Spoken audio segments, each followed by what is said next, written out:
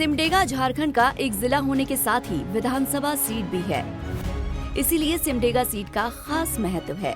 सिमडेगा विधानसभा seat Khunti Lok Sabha निर्वाचन क्षेत्र के अंतर्गत आता है।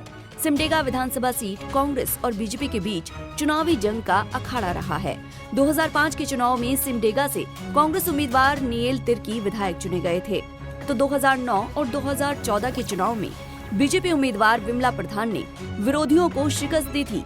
लेकिन 2019 के विधानसभा चुनाव में कांग्रेस उम्मीदवार भूषण बाड़ा ने बाजी पलट दी थी।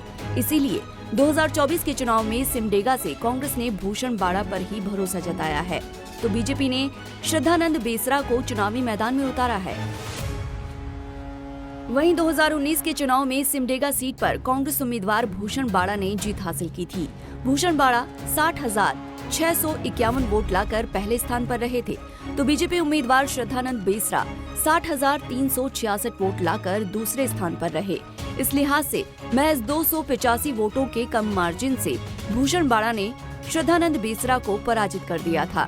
वहीं जेकेपी उम्मीदवार रेजी डुंगडुंग 10,753 वोट लाकर तीसरे स्थान पर रही थी। वहीं 2014 के विधानसभा चुनाव में सिमडेगा सीट से बीजेपी उम्मीदवार विमला प्रधान ने जीत हासिल की थी। विमला प्रधान ने कुल 45,343 वोट हासिल किए थे। वहीं जेकेपी की टिकट पर मेनन एका ने 42,149 वोट हासिल किए। इस तरह से विमला प्रधान ने अपने निकटतम प्रतिद्वंदी मेनन एका को 3,194 वोटों से मात दी थी। वहीं कांग्रेस कैंडिडेट बेंजामिन लकड़ा 20,601 वोट लेकर तीसरे स्थान पर रहे थे।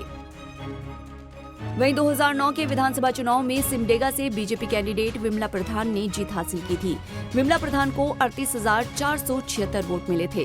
वहीं कांग्रेस कैंडिडेट नील तिर्की 37,363 वोट हासिल कर दूसरे स्थान पर रहे और विमला प्रधान ने नील तिर्की को महज 1,113 वोटों से मात देने में कामयाबी हासिल की।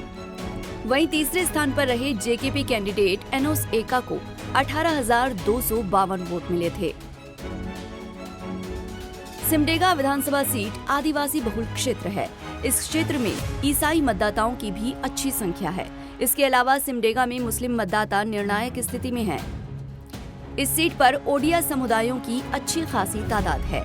आजादी के बाद सिमडेगा क्षेत्र में झारखंड नामधारी दल और कांग्रेस का प्रभाव रहा है। हालांकि बीजेपी भी यहां से 2 बार चुनाव में जीत हासिल कर चुकी है, लेकिन 2019 में सिमडेगा में कांग्रेस उम्मीदवार भूषण बाड़ा बहुत कम मार्जिन से जीत हासिल कर पाए थे। इसीलिए 2024 के चुनाव में कांग्रेस उम्मीदवार भूषण बाड़ा को बीजेपी कैंडिडेट श्रद्धानंद बेसरा कड़ी टक्कर दे रहे हैं। Bureau report, Punjab Kesari TV.